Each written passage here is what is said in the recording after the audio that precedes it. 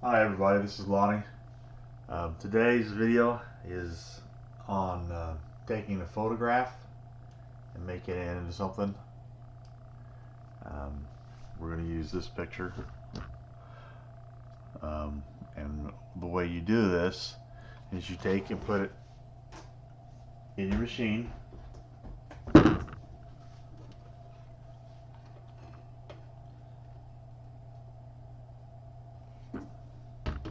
Then you go over to your computer, and I'll head over there.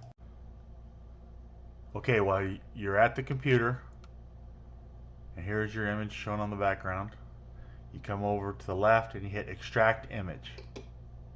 When you click that, the screen will change and a crosshair will appear. Use that like a crop mark. Hit one corner, drag it to the other corner, highlight what you want, and then click the check mark. Now those glares on it, you can remove those. Um, outside lighting can cause that. The lights inside the machine can do that. So you can put a piece of tape on the machines where it covers that glare up. The better the picture, the better quality you got. But here's our image. Now we're going to work with it. We're going to go up here to edit image, and we're going to hit the magic paintbrush. And if your tolerance is set too high and you click on the background to get rid of it, it'll take parts of your picture with it like that. If you do that, you can come back here and do undo, and it'll go back to the way it was. So drop down your tolerance a little bit, then hit your background. It'll disappear like that. Once you've got it done to where you want it, hit the eraser. You can change the size of that eraser by sliding it, and then you go in and you take out carefully what you don't want on there.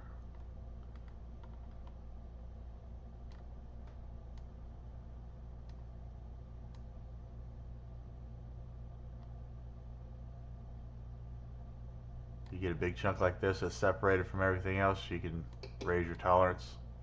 Oh, I'm sorry. Raise your tolerance on the magic paintbrush. Hit it, and it'll take it away. Alright, and just a tutorial, so I'm not going to do a lot with it, but you get the idea.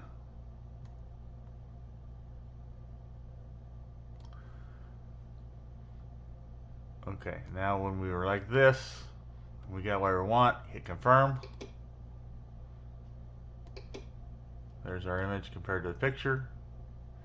We come up here and you can mess with the filters, algorithms, sharpness, and grayscale. I want to use the top slider on the grayscale and bring it down. And you see it changes the picture. The more contrast you have, the better off the picture will be. Alright, so there's our image. And we can go into the machine, throw in a piece of wood, change your settings over here, and we can print that off. Alright, you see on the screen here, up here it says image algorithm. These are just different ways that the computer samples the image out for processing.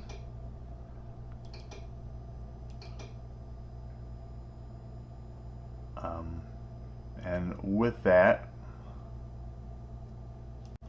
I printed some comparisons here.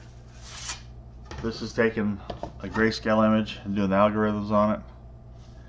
And you can see these were all printed at the same power settings, and those are all the different algorithms that you can use. You can see that it messes with the high contrasts, low contrasts. It comes out different ways. Those are all trial and error. For most of mine, I usually stick with gray or Jarvis, but it's your own personal preference and how they print out. That's using a grayscale image. This one's using a color image. messed up on this one. I had to fix it, but and it changes the backgrounds into gray, so the different methods show you different ways.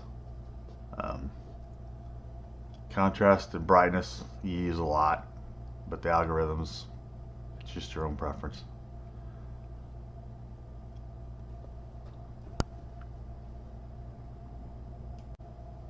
Okay, here I put a piece of wood in the machine. I use my clips, stick them on there to hold the piece of wood in place. The pattern for the clips is on the official Facebook webpage in the file section. So that's on there. Now I'm going to put my image on it.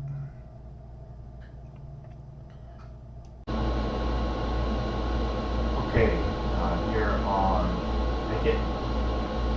Got my image there. I'm going to refresh so my wood shows up. This is down. Put it on a piece of wood.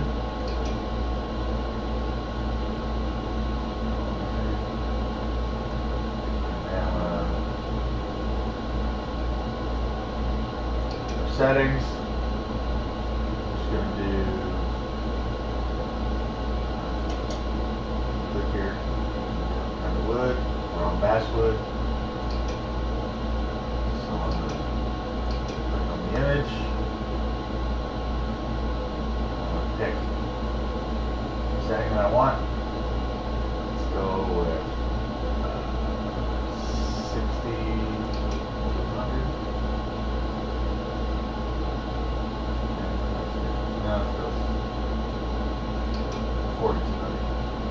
Click on that. I want to make it line density a little higher, so 200. And then while I've got this, I'm going to go over here to rectangle. I'm going to draw a rectangle around it.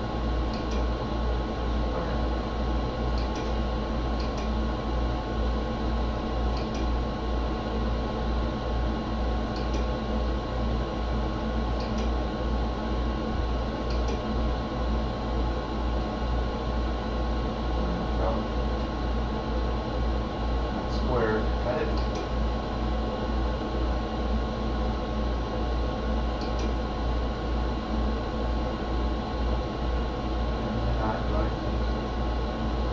Autofocus.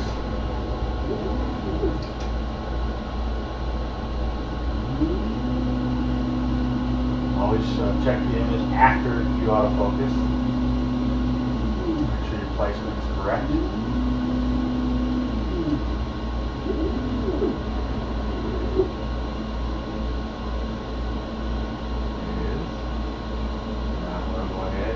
Start.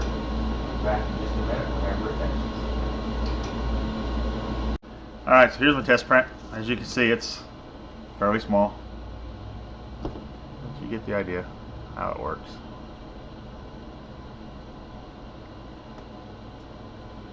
Now, if you're going to make something full size and you want to make sure that your image is good, you can do a test print. And you don't have to, you can put a piece of scrap wood in there and let it print down until you look at the head. You get some contrast on it.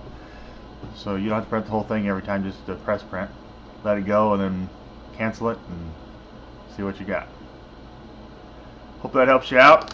Helps you get some stuff made and clears up anything. If you got any questions, let me know.